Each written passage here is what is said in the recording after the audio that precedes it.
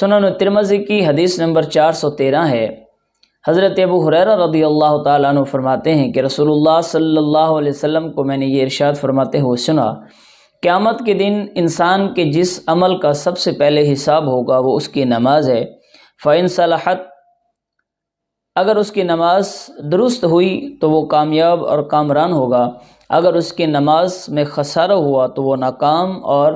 نامراد ٹھہرے گا۔ اور ارشاد فرمایا پھر اگر اس کے فرائض میں ادائیگی کے لحاظ سے کوئی کمی ہوئی تو اللہ تعالیٰ فرشتوں سے فرمائے گا، اے فرشتوں ذرا دیکھو میرے بندے کے پاس کچھ نوافل ہیں،